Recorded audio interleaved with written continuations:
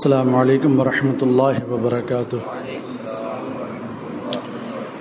الحمد للہ رب العالمین والعاقبۃ للمتقین والصلاة والسلام علی خیر البریۃ محمد وآلہ الطیبین الطاہرین وعلی آلہ واصحابہ اجمعین۔ فاعوذ باللہ من الشیطان الرجیم، بسم اللہ الرحمن الرحیم۔ الا ان اولیاء اللہ لا خوف علیہم ولا هم يحزنون الذین آمنوا وكانوا يتقون، صدق اللہ العظیم۔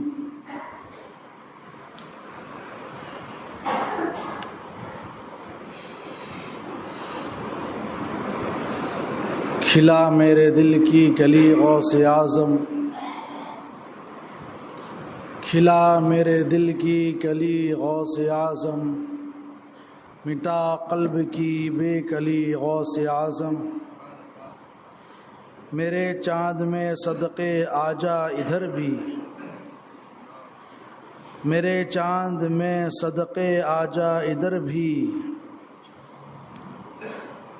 چمک اٹھے دل کی کلی غوث اعظم۔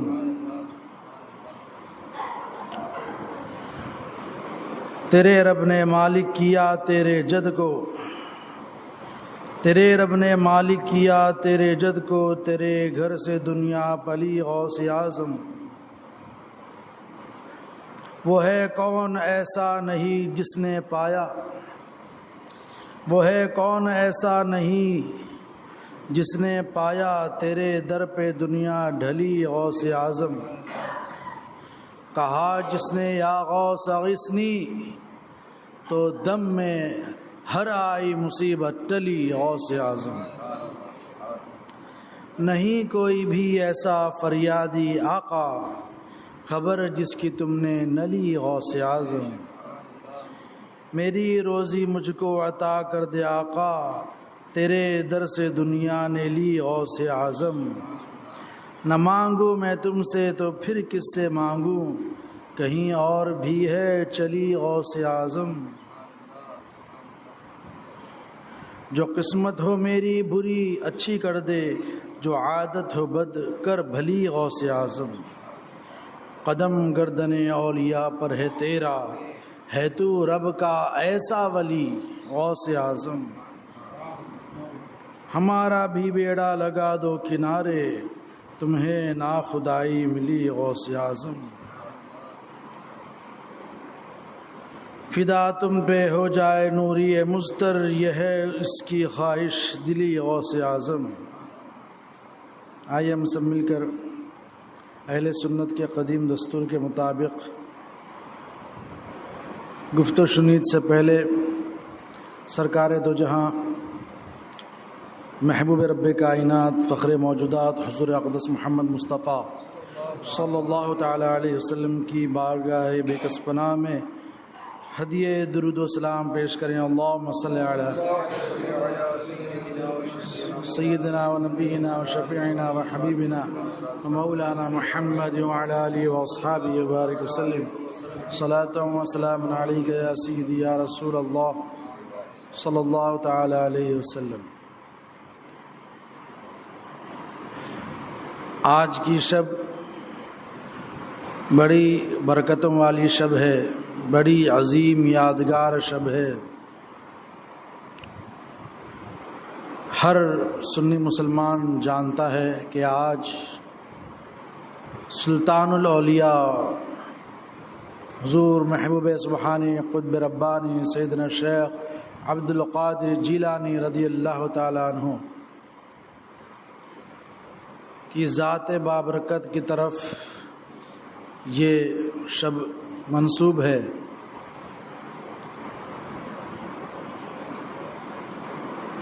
اور ہم اللہ کے عام بندوں کے لیے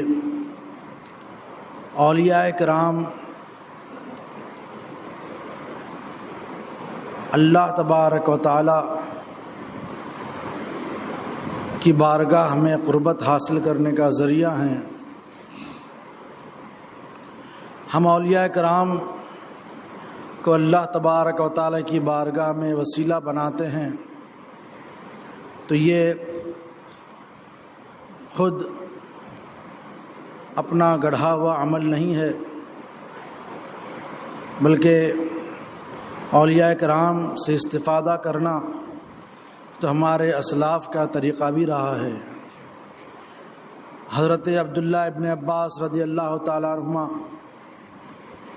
روایت کرتے ہیں، فرماتے ہیں کہ رسول اللہ صلی اللہ تعالیٰ علیہ وسلم نے ارشاد فرمایا کہ اپنی بھلائی اور حاجت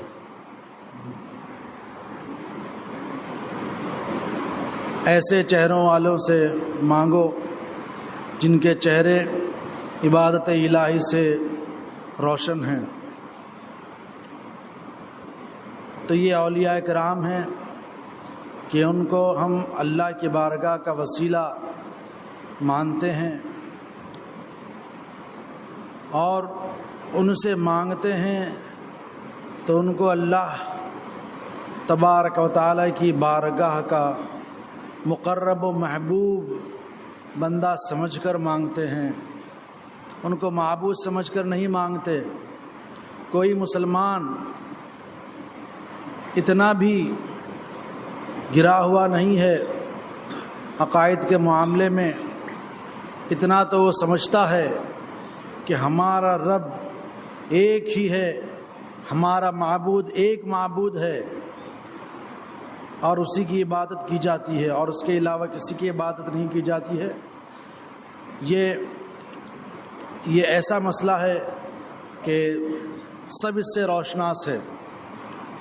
ہر مسلمان کا بچہ بھی کلمہ پڑھتا ہے لا الہ الا اللہ محمد رسول اللہ صلی اللہ تعالیٰ علیہ وسلم کہ اللہ کے سوا کوئی معبود نہیں، حضور اقدس محمد مصطفیٰ صلی اللہ تعالیٰ علیہ وسلم اللہ کے رسول ہیں۔ تو ہم ان سے جو مانگتے ہیں وہ اللہ تبارک و تعالیٰ کی بارگاہ کا مقرب و محبوب بندہ سمجھ کر مانگتے ہیں۔ سرکار دو عالم صلی اللہ تعالیٰ علیہ وسلم نے حضرت ربیعہ سے فرمایا تھا، اس وقت جب حضرت ربیعہ رضی اللہ تعالیٰ عنہ نے سرکار دو عالم صلی اللہ تعالیٰ علیہ وسلم کی خدمت بابرکت میں وضو اور ضروریات کی چیزیں پیش کی تھی تو حضور نے ارشاد فرمایا سلنی، مجھ سے مانگ، اے ربیعہ مانگ لے مجھ سے۔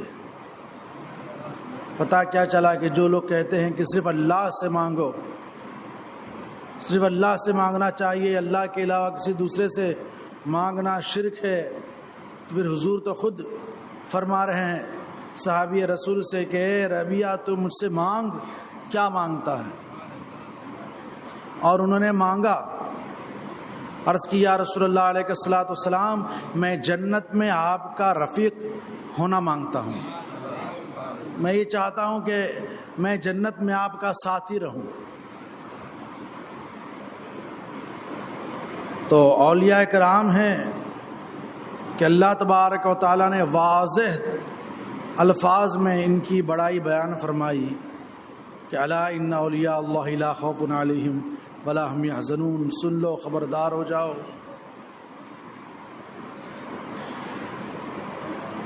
کہ اللہ کے ولیوں کو نہ کچھ خوف ہے نہ کچھ غم۔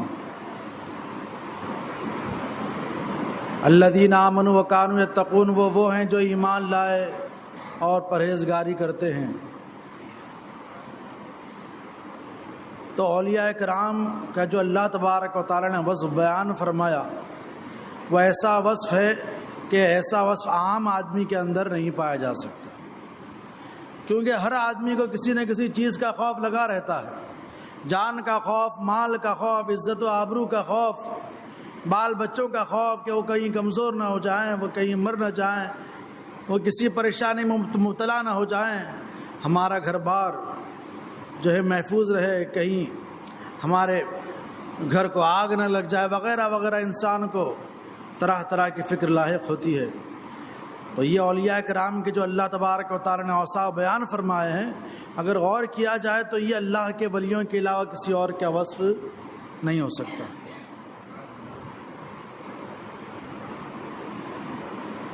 اور حدیث پاک سے یہ ثابت ہے کہ ان کا دیکھنا خدا کا دیکھنا،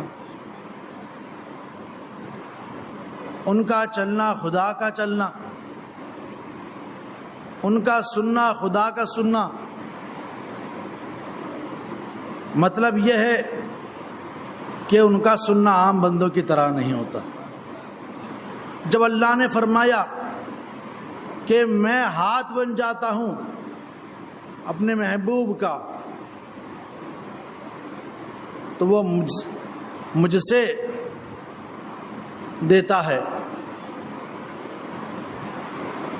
اور میں کان بن جاتا ہوں اس کا۔ کیا مطلب؟ کان ہوتے تو اس کے ہیں، مگر اللہ تبارک و تعالیٰ کے جو شان ہے، اللہ تبارک و تعالیٰ کی جو صفات ہیں کہ اللہ تبارک و تعالیٰ سنتا ہے تو ہر آواز کو سنتا ہے، دیکھتا ہے تو سب کچھ دیکھتا ہے۔ تو اولیاء کرام کے اوصاف ایسے اوصاف ہو جاتے ہیں کہ وہ اوصاف اللہ تبارک و تعالیٰ کی صفات کا مظہر بن جاتے ہیں۔ تو پھر وہ صرف سامنے ہی والی چیز ہی کو نہیں دیکھتا، بلکہ جو پیٹھ پیچھے اس کو بھی دیکھ لیتا ہے، جو ہمارے گھر سے باہر ہے اس کو بھی دیکھ لیتا ہے، جو دور دراز کے شہر میں ہے اس کو بھی دیکھ لیتا ہے، دور دراز کی آواز سن لیتا ہے، کیونکہ اب اس کے کان ہیں، مگر اس کان کو اللہ تبارک و تعالیٰ کے مظہر کا، اللہ تبارک و تعالیٰ کی صفت کا مظہر ہو گیا ہے ان کا کان۔ تو پھر عام جو ہے کانوں کی طرح صرف موجود آواز نہیں سنتے۔ تو جب ایسی بات ہے تو یہ کہنا پڑے گا کہ اولیاء کرام سے اگر مدد مانگی جائے اور وہ اللہ سے مدد، اللہ تبارک و تعالیٰ کی بارگاہ میں دعا کریں تو اللہ تبارک و تعالیٰ ہمیں عطا فرمائے گا۔ تو اولیاء کرام میں حضور غوث پاک رضی اللہ تعالیٰ عنہ کا وہ اونچا مقام ہے کہ حضور غوث پاک رضی اللہ تعالیٰ عنہ نے اپنے دور میں بھی اور وفات کے بعد بھی اور جب تک کہ یہ دنیا قائم ہے، جو بھی حضور غوث پاک رضی اللہ تعالیٰ عنہ کی بارگاہ میں متوجہ ہو کر حضور غوث پاک کو یاد کرے اور استغاثہ کرے، حضور غوث پاک رضی اللہ تعالیٰ عنہ مدد فرما دیا کرتے ہیں۔ حضور غوث پاک رضی اللہ تعالیٰ عنہ کی کرامتیں بڑی مشہور ہیں۔ ابو المعال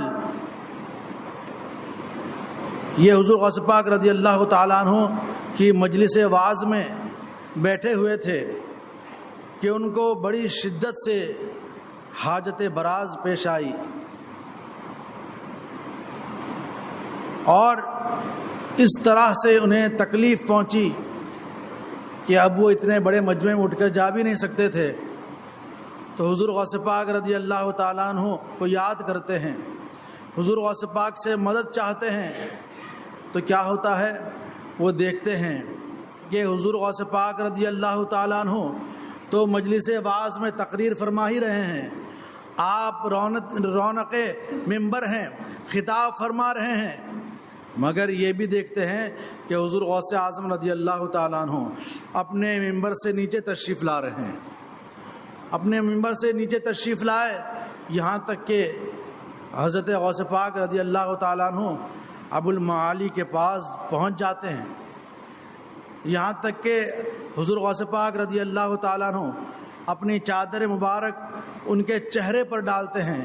ان کا خود کا بیان ہے، فرماتے ہیں جیسے ہی حضور غوث اعظم رضی اللہ تعالیٰ عنہ نے اپنی چادر میرے چہرے پر ڈالی کہ میں دیکھتا ہوں کہ میں ایک بیابان میں پہنچ چکا ہوں، میں ایک بیابان میں پہنچ چکا ہوں اور نہر جاری ہے، نہر بہہ رہی ہے، اور قریب ہی میں ایک تناور درخت موجود ہے۔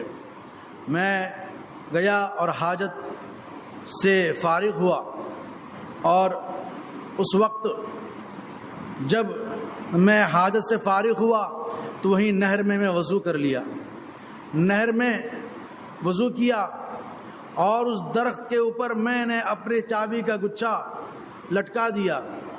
جب وضو کر کے فارغ ہوا، جیسے ہی وضو کر کے فارغ ہوا تو دیکھتا ہوں کہ پھر سے میں مجلس واعظ میں موجود ہوں کہ حضور غوث پاک رضی اللہ تعالیٰ عنہ نے وہ چادر مبارک ان کے چہرے پر ڈالی تھی۔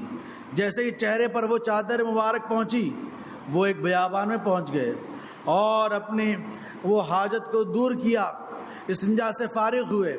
اس کے بعد جیسے ہی وضو کیا، وضو کر کے 2 رکعت نماز پڑھی، جیسے ہی نماز ختم ہوئی تو دیکھتے ہیں کہ مجلس واعظ میں موجود ہیں، گویا کہ غوث پاک نے اپنی چادر مبارک ہٹا لیا اور دیکھ رہے ہیں کہ غوث اعظم تو منبر ہی پر رونق افروز ہیں، خطاب جاری ہے۔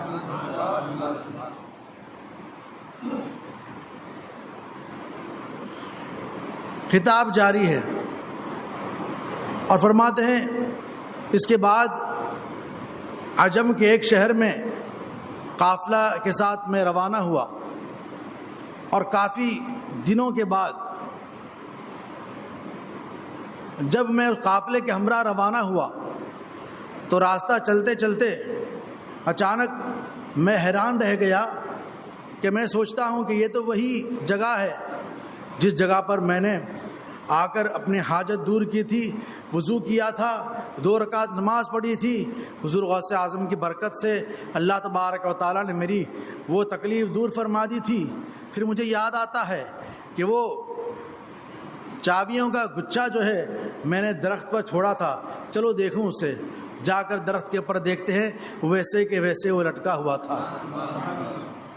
پھر غوث پاک رضی اللہ تعالیٰ عنہ کی بارگاہ میں حاضری دیتے ہیں اور یہ سارا واقعہ بیان کرتے ہیں۔ تو یہ کس کی طاقت ہو سکتی ہے؟ یہ اختیار کس کو ہو سکتا ہے؟ یہ ایک اللہ کے ولی ہی کا خاصہ ہے، اللہ کے ولی ہی کا یہ امتیاز ہے، اسی کی یہ شان ہے کہ جو اللہ کے مخلوق میں ایسا تصرف کر دے۔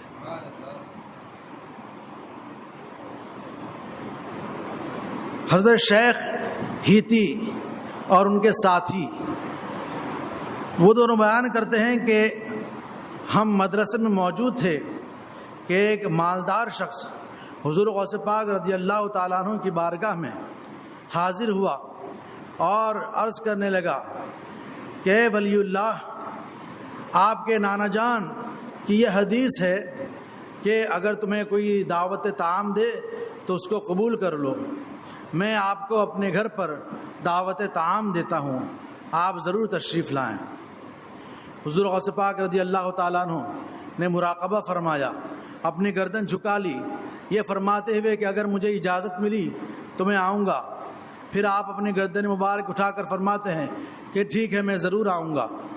پھر جو وقت مقرر ہوا، جو دن مقرر ہوا، اس دن ایک طرف حضرت شیخ ہیتی اور دوسری جانب حضرت شیخ ہیتی کے ساتھی یہ دونوں تھے، اور حضور غوث پاک رضی اللہ تعالیٰ عنہ اس دعوت دینے والے کے گھر پر تشریف لے گئے۔ جب تشریف لے گئے تو دیکھتے ہیں کہ وہاں پر علماء کرام کا تانتا بندھا ہوا ہے، علماء و ائمہ موجود ہیں۔ حضور غوث پاک رضی اللہ تعالیٰ عنہ تشریف لے گئے، فرماتے ہیں کہ حضور غوث پاک رضی اللہ تعالیٰ عنہ تشریف لے گئے اور آپ تشریف فرما ہوئے، اور جب اہل خانہ نے کہا کہ حضور آپ تناول فرمائیے، شروع فرمائیے، حضور غوث پاک نے تناول نہیں فرمایا، آپ نگاہیں نیچی کیے ہوئے تشریف فرما تھے، اور جب حضور غوث پاک نے کھانا تناول نہیں فرمایا، جب آپ نے کھانا شروع نہیں فرمایا تو پھر اور کس کی مجال تھی کہ وہ شروع کر دے؟ حضور غوث پاک رضی اللہ تعالیٰ عنہ نگاہیں نیچی کیے ہوئے بیٹھے ہوئے ہیں اور سارا مجمع ایسا ہی بیٹھا ہے، اور غوث پاک کی ہیبت لوگوں پر ایسے چھائی ہے، ایسے خاموشی سے سب بیٹھے ہیں جیسے سروں پر پرندے بیٹھے ہوئے ہیں، خاموشی اور سناٹا چھایا ہوا ہے۔ کچھ دیر بعد حضور غوث اعظم رضی اللہ تعالیٰ عنہ فرماتے ہیں کہ وہ ٹوکرا لاؤ، ایک ٹوکرا تھا جو دسترخوان کے کنارے پر رکھا ہوا تھا. غوث پاک فرماتے ہیں وہ ٹوکرا اٹھا لاؤ. وہ جب وہ ٹوکرا سامنے آتا ہے حضور غوث پاک فرماتے ہیں اس کے اوپر سے چادر ہٹا دو. اس کے اوپر جو چادر پڑی ہوئی تھی اس چادر کو ہٹا دیا جاتا ہے تو دیکھتے ہیں کہ اس کے اندر ایک اپاہج بچہ ہے. ایسا ہے کہ جو نہ دیکھ سکتا ہے نہ چل پھر سکتا ہے, کئی بیماریاں اسے لاحق ہیں. ایسا بچہ ہے. حضور غوث پاک رضی اللہ تعالیٰ عنہ فرماتے ہیں اے بچے اللہ کے حکم سے درست ہو کر کھڑا ہو جا. اس وجہ فرمانا تھا کہ وہ اپاہج اپن اللہ تبارک و تعالیٰ کی اجازت غوث پاک کے حکم پر وہ کھڑا ہو جاتا ہے اور دوڑنے لگتا ہے. حضور غوث پاک رضی اللہ تعالیٰ عنہ تشریف لے جاتے ہیں. تو یہ کس کا عمل ہو سکتا ہے اور یہ کس کے بس میں ہو سکتا ہے؟ یہ اللہ کے ولی ہی کی شان ہے.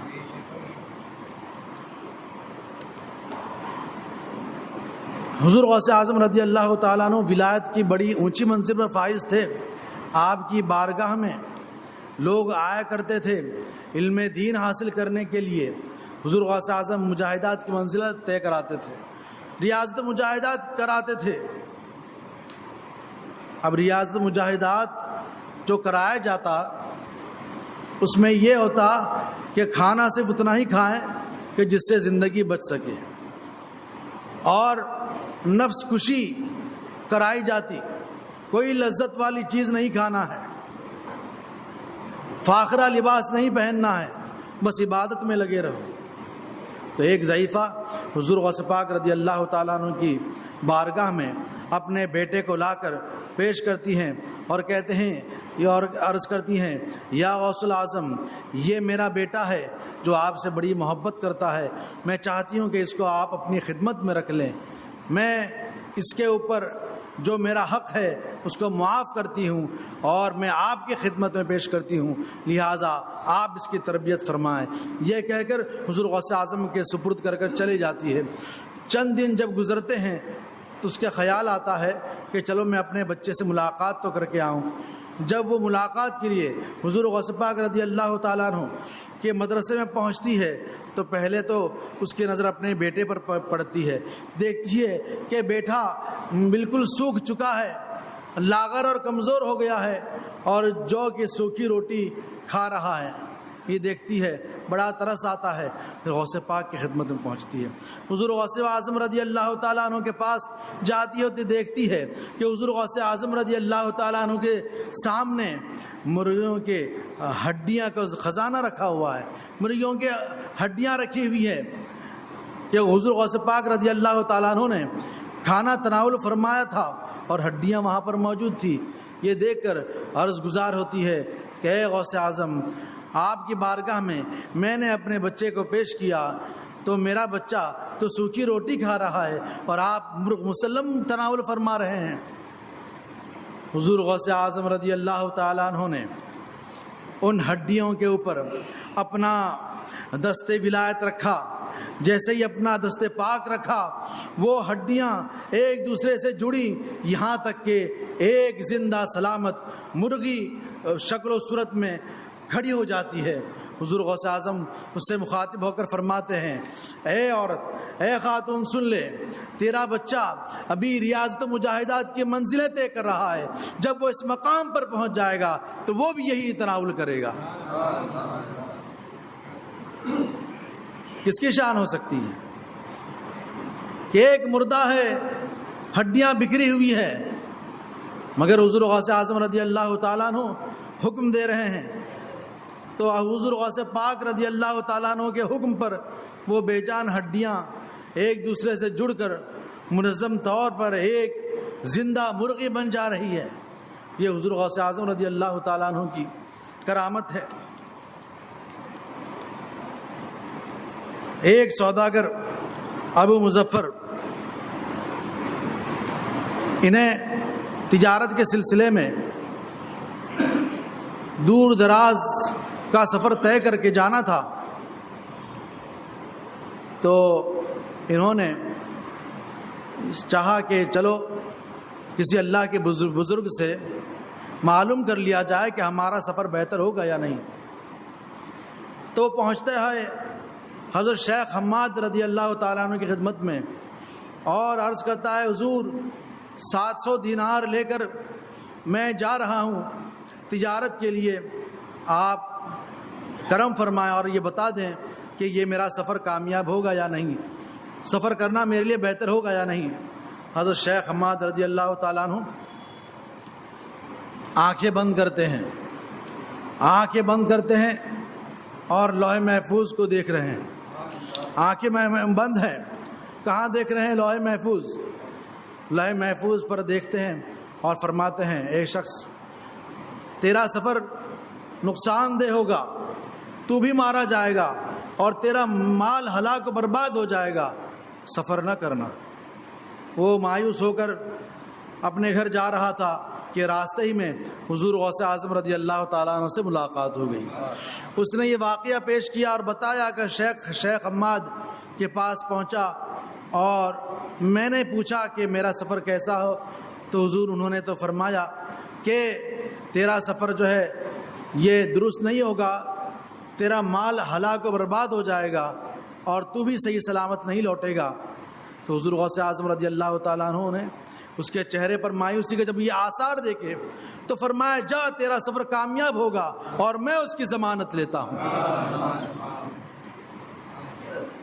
اب غوث اعظم نے تو اجازت دے دی اور فرمایا میں ضمانت لے رہا ہوں، اب کہا ہے کیا خوف اور کھٹکا؟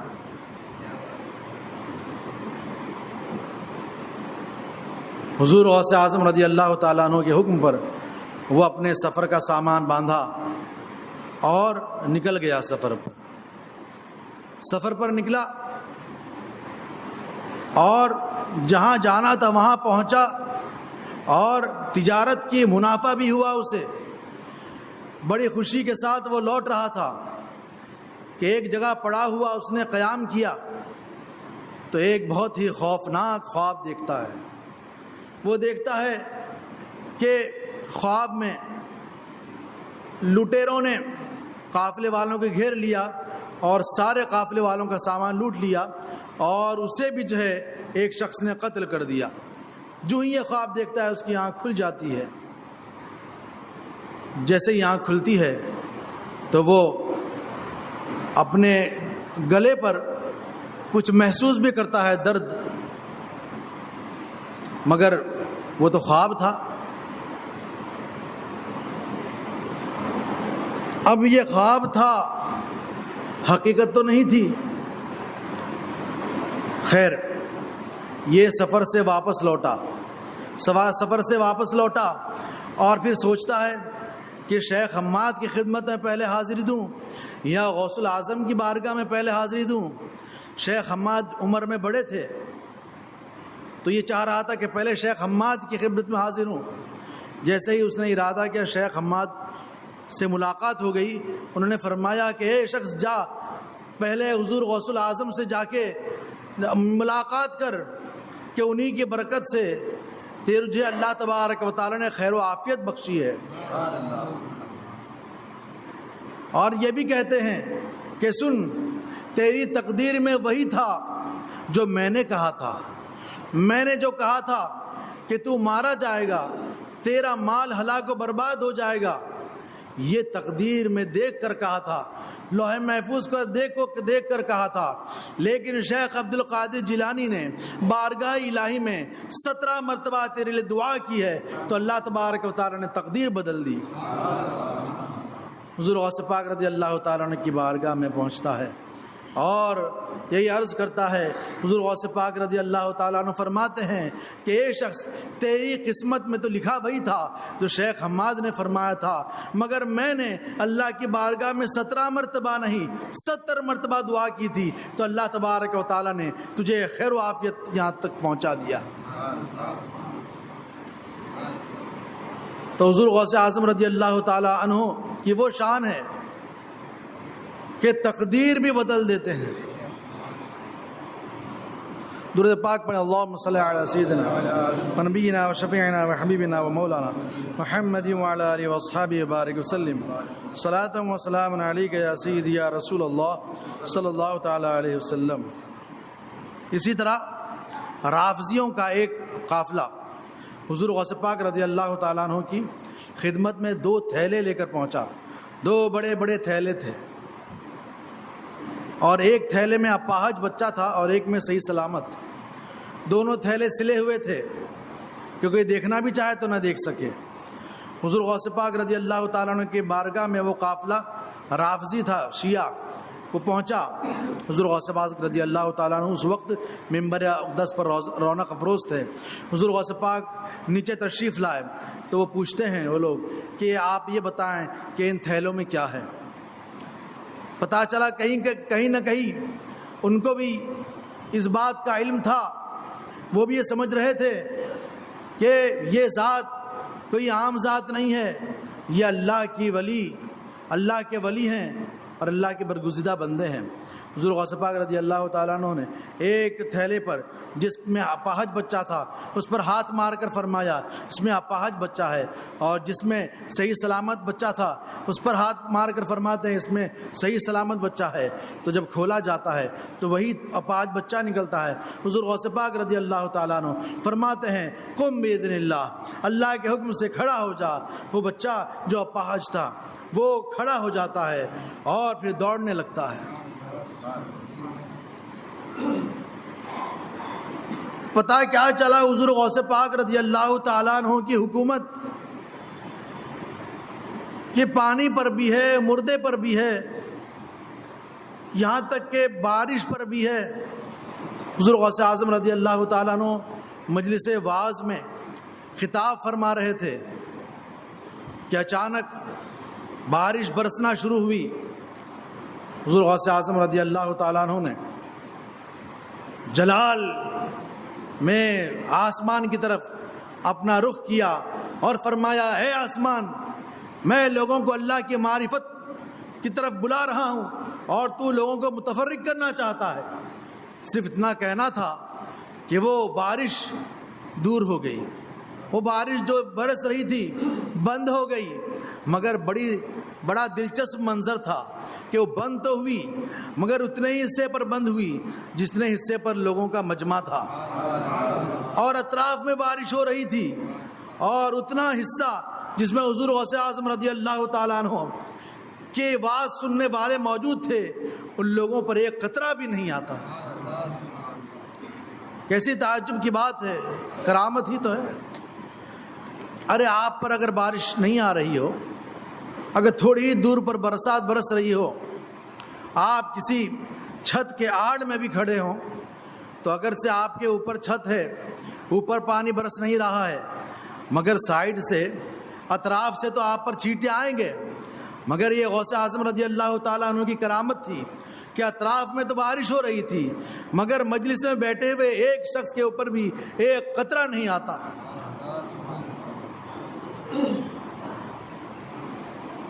حضور غوث اعظم رضی اللہ تعالیٰ عنہ کی بہت سی کرامتیں ہیں. ایک عالم دین نے ایک شخص کو بغداد بھیجا، مسند امام احمد بن حنبل رضی اللہ تعالیٰ عنہ. مسند امام احمد بن حنبل یہ کتاب ہے حضرت امام احمد بن حنبل رضی اللہ تعالیٰ عنہ کی، جس میں غالباً انہوں نے حضرت ابو ہریرہ رضی اللہ تعالیٰ عنہ کی روایت کردہ حدیث جمع فرمائی ہے. تو وہ ایک شافعی عالم دین ایک شخص کو بغداد بھیجتے ہیں مسند امام احمد بن حنبل لینے کے لیے. جب وہ بغداد پہنچتا ہے تو غوث پاک کا تذکرہ سنتا ہے کہ لوگ حضور غوث اعظم کی مدح و سرائی کر رہے ہیں، حضور غوث پاک کے ذکر سے رطب اللسان ہیں. تو وہ اس کے لیے پہلا مرحلہ تھا، اس کے لیے پہلا اتفاق تھا کہ اس نے غوث پاک کا نام سنا تھا.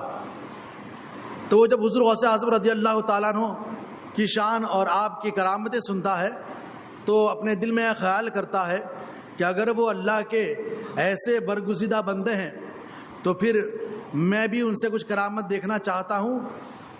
اگر میں ان سے کچھ مانگنا چاہوں گا تو وہ ضرور مجھے عطا فرمائیں گے، کیونکہ وہ اللہ کے خدا ترس، کیونکہ وہ اللہ کے برگزیدہ بندے ہیں.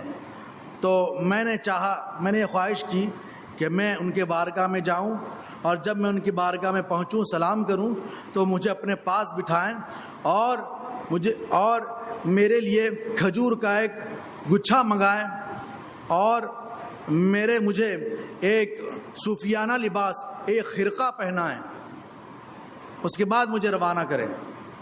اگر وہ اللہ کے ولی ہیں تو میں ان سے یہ چاہتا ہوں۔ یہ نیت کر کے وہ حضور غوث پاک رضی اللہ تعالیٰ عنہ کی بارگاہ میں پہنچا تو ایسا ہی ہوا جیسا وہ چاہ رہا تھا۔ سلام کیا حضور غوث پاک رضی اللہ تعالیٰ عنہ نے، اسے اپنے پاس بٹھایا، خادم کو حکم دیا کہ کھجور کا ایک خوشہ لاؤ، کھجور کا خوشہ لایا گیا۔ پھر حضور غوث پاک رضی اللہ تعالیٰ عنہ نے اسے اپنے ہاتھوں سے خرقہ پہنایا اور پھر روانہ کیا۔ تو حضور غوث پاک رضی اللہ تعالیٰ عنہ کا یہ عالم ہے کہ جو چاہتا ہے، جو اپنی مرادیں اپنی دلوں میں لیے ہوئے ہے، اپنی زبان سے عرض نہیں کرتا ہے، پھر بھی غوث اعظم رضی اللہ تعالیٰ عنہ جان لیتے ہیں کہ یہ کیوں میرے پاس آیا ہے، اس کی کیا حاجت ہے، کیا چاہتا ہے۔ درود پاک پڑھیں، اللہم صلی علی سیدنا و نبینا و شفیعنا و حبیبنا و مولانا محمد و علی آلہ و اصحابہ وبارک وسلم، صلاۃ و سلام علیک یا سیدی یا رسول اللہ صلی اللہ تعالی علیہ وسلم۔ حضرت ابو صالح رضی اللہ تعالیٰ عنہ فرماتے ہیں کہ بغداد معلیٰ میں ایک مرتبہ قحط سالی ہو گئی، پانی کا نام و نشان نہیں۔ تو حضور غوث اعظم رضی اللہ تعالیٰ عنہ کو ہم نے یاد کیا تو حضور غوث پاک رضی اللہ تعالیٰ عنہ نے گیہوں کا ایک تھیلا ہمارے یہاں لے کر تشریف لائے، گیہوں کا ایک تھیلا لے کر ہمارے یہاں پہنچے اور فرمایا کہ ابو صالح اس کو اوپر سے بند کر دو اور تھوڑا حصہ کنارے کھلا رکھنا اور ضرورت بھر کا اس کے اندر سے نکالتے رہنا اور اس کو دینا نہیں کسی کو، نہ کسی کو دینا، نہ اس کے کھول کر دیکھنا اس میں اور کتنا ہے، اور پھر استعمال کرتے جانا۔ ایسا ہی ہوا، وہ جتنا ضرورت ہوتی وہ اس میں سے نکالتے اور آٹا پسواتے اور روٹیاں بناتے، اسی طرح سے ان کے گھر کا خرچ چل رہا تھا، یہاں تک کہ 5 سال ایسے ہی گزر گئے۔ ایک مرتبہ ان کی اہلیہ سے یہ بھول ہو گئی اور اس نے جھانک کر اس میں دیکھ لی تو پھر ایک ہی ہفتے میں وہ گیہوں جو ہے وہ ختم ہو گیا۔ حضور غوث اعظم رضی اللہ تعالیٰ عنہ کی بارگاہ میں پہنچے اور سارا ماجرا بیان کیا۔ حضور غوث پاک نے ارشاد فرمایا کہ اگر تم اس کو زندگی بھر نہیں دیکھتے جھانک کر تو زندگی بھر کے لیے تمہارے لیے کافی ہو جاتا۔ تو حضور غوث پاک رضی اللہ تعالیٰ عنہ کی بہت سی کرامتیں ہیں، اور حضور غوث پاک رضی اللہ تعالیٰ عنہ کی جو کرامتیں ہیں بیان کرنے والے نے جو بیان کیے ہیں تو ایسا معلوم ہوتا ہے کہ بڑا اہتمام ہوا ہے ان کرامتوں کے بیان کرنے میں، کہ جیسے حدیثوں کی روایت ہوتی ہے کہ مجھ سے فلاں نے بیان کیا، ان سے فلاں نے بیان کیا، ان سے فلاں نے بیان کیا۔ اسی طرح سے بہجت الاسرار شریف میں جو حضور غوث پاک رضی اللہ تعالیٰ عنہ کی کرامتیں ہیں، ان کرامتوں کی میں بھی یہ سند ہے کہ مجھ سے فلاں نے کہا اور اس سے فلاں نے کہا۔ بڑی ہی معتبر کتاب ہے۔ ایک شخص اپنے ساتھی جو سفر کے ساتھی تھے، سفر حج کے ساتھی کو 10 دینار اور ریشمی کپڑا دیتا ہے، اور وہ شخص رہنے والا ہوتا ہے بغداد ہی کا، مگر سفر حج کے لیے روانہ ہو گیا تھا۔ تو قافلے والوں میں سے ایک شخص کا انتخاب کرتا ہے اور اسے 10 دینار دیتا ہے اور ریشمی کپڑا دیتا ہے، یہ کہتے ہوئے کہ اے شخص، اے میرے ساتھی، لگتا ہے کہ چند ہی دنوں میں مجھے موت آ جائے گی، تو یہ 10 دینار اور یہ ریشمی کپڑا حضور غوث اعظم شیخ عبد القادر جیلانی رضی اللہ تعالیٰ عنہ کی بارگاہ میں پہنچا دینا اور عرض کر دینا کہ آپ کے فلاں خادم نے یہ دیا ہے، آپ اس پر کرم فرمائیں، نظر رحمت فرمائیں، اس کا انتقال ہو چکا ہے۔ یہ دیا اور پھر سفر حج کے بعد جب وہ واپس بغداد پہنچا تو اس کے دل میں یہ بات آئی کہ یہ بات میرے اور اس کے درمیان ہی تھی. وہ جانتا اور میں جانتا ہوں. وہ جانتا ہے کہ اس نے 10 دینار دیا, میں جانتا ہوں کہ میں 10 دینار لیا, اور ریشمی کپڑا جو اس نے دیا میں لیا, اور تیسرے کسی کو معلوم ہی نہیں ہے. اس کہتا ہے کہ میری نیت خراب ہوئی اور میں نے اپنے اوپر ہی وہ 10 دینار خرچ کر لیے.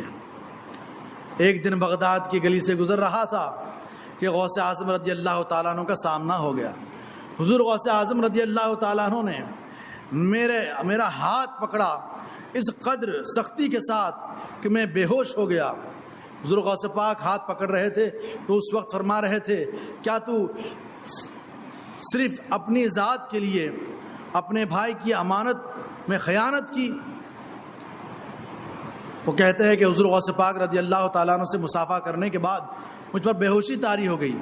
جب مجھے ہوش آیا تو میں نے اللہ کی بارگاہ میں توبہ کی اور اپنے گھر گیا, 10 دینار لیا اور وہی کپڑا جو حضور غوث پاک کی امانت تھی غوث پاک کی خدمت میں پیش کیا.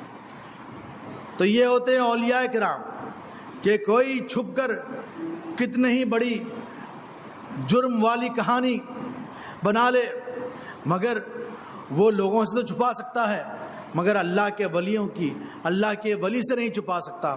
اللہ کے ولی کی ولایت والی نگاہ سے نہیں چھپا سکتا. حضور غوث اعظم رضی اللہ تعالیٰ عنہ کی بڑی شان ہے. حضور غوث پاک رضی اللہ تعالیٰ عنہ کے مقام کا یہ عالم ہے کہ آپ نے جب منبر پر رونق افروز ہو کر یہ فرمایا کہ قدمی ہادھی علی رقبتی کل ولی اللہ, میرا یہ قدم اللہ کے ہر ولی کی گردن پر ہے, تو صرف اتنا ہی نہیں کہ جو سامنے حاضرین تھے, حاضرین میں سے جو اولیاء تھے انہوں نے اپنی گردنیں جھکا لی, نہیں, بلکہ جو قبروں میں تھے وہ وہیں سے اپنی گردنیں جھکا لی. جو دنیا میں تشریف نہیں لائے تھے اور عالم ارواح میں تھے وہ وہیں سے اپنی گردنیں جھکا لی. اور حضرت شیخ ہیتی رحمۃ اللہ تعالی علیہ بالکل قریب ہی میں ممبر کے پاس ہی بیٹھے ہوئے تھے. انہوں نے غوث پاک رضی اللہ تعالیٰ عنہ کا قدم پاک پکڑ لیا اور اپنی گردن پر رکھ لیا اور یہ کہتے رہے کہ حضور غوث اعظم آپ کا یہ قدم میری گردن پر ہے, اور لوگ بھی دیکھ لیں اور گواہ ہو جائیں کہ آپ کا یہ قدم میری گردن پر ہے. اب یہ بات ذہن میں آتی ہے کہ غوث پاک رضی اللہ تعالیٰ عنہ کا قدم اولیاء کرام کی گردن پر, کیا مطلب اس کا؟ آتی ہے نا یہ بات ذہن میں. تو اصل میں اس کا مطلب یہ ہے کہ حضور غوث اعظم رضی اللہ تعالیٰ عنہ اللہ کی وہ ولایت کا درجہ اور مقام رکھتے ہیں کہ حضور غوث اعظم رضی اللہ تعالیٰ عنہ اللہ کی بارگاہ میں وہ قرب رکھتے ہیں, وہ فضیلت رکھتے ہیں کہ جہاں اولیاء کرام کی ولایت کی انتہا ہوتی ہے وہاں سے غوث پاک کی ولایت کی ابتدا ہوتی ہے.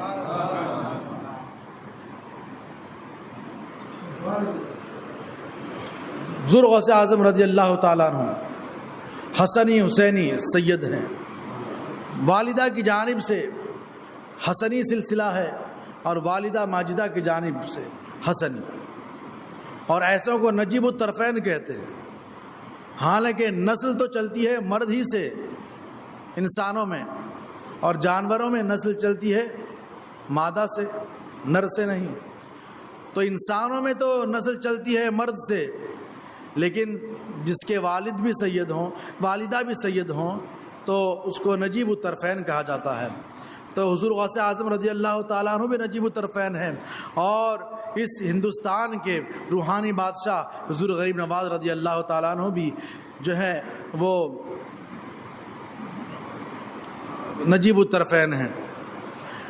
حضور غوث اعظم رضی اللہ تعالیٰ عنہ کی بارگاہ میں ہم جو خراج عقیدت پیش کرتے ہوئے استغاثہ پیش کرتے ہیں وہ بالکل بجا ہے, اور یہ ہم اعتقاد کرتے ہوئے کہتے ہیں کہ کھلا میرے دل کی کلی غوث اعظم, مٹا قلب کی بے کلی غوث اعظم, تیرے چاند میں صدقے آ جا ادھر بھی, چمک اٹھے دل کی کلی غوث اعظم. قدم گردن اولیاء پر ہے تیرا، ہے تو رب کا ایسا ولی غوث اعظم۔ حضور غوث اعظم رضی اللہ تعالیٰ عنہ کی بے شمار کرامتیں ہیں، ان کرامتوں میں سے چند کرامتوں کا ہم نے ذکر کیا۔ اللہ تبارک و تعالیٰ کی بارگاہ میں دعا ہے کہ اللہ تبارک و تعالیٰ ہمارے کہنے سننے کو اپنی بارگاہ میں شرف قبول عطا فرمائے، اور حضور غوث اعظم رضی اللہ تعالیٰ عنہ کی روحانی فیوز و برکات سے ہم سب کو مالا مال فرمائے۔ حضور غوث اعظم کے وسیلے میں اللہ تبارک و تعالیٰ فلسطین کے مسلمانوں پر غیبی مدد نازل فرمائے، ان پر سکینہ نازل فرمائے، اور جو دشمن ہے یہودی ان کو اللہ تبارک و تعالیٰ ان کے انجام تک پہنچائے، انہیں نیست و نابود فرمائے، اور اللہ تبارک و تعالیٰ اسلام کو غالب فرمائے، یہود و نصارہ کو مغلوب فرمائے۔ اللہم انصر اخواننا المسلمین فی القدس، اللہم انصر اخواننا المسلمین فی فلسطین، اللہم احفظ القدس واہل القدس والاقصى واہل الاقصى، اللہم ربنا آتنا فی الدنیا حسنہ وفی الآخرۃ حسنہ وقنا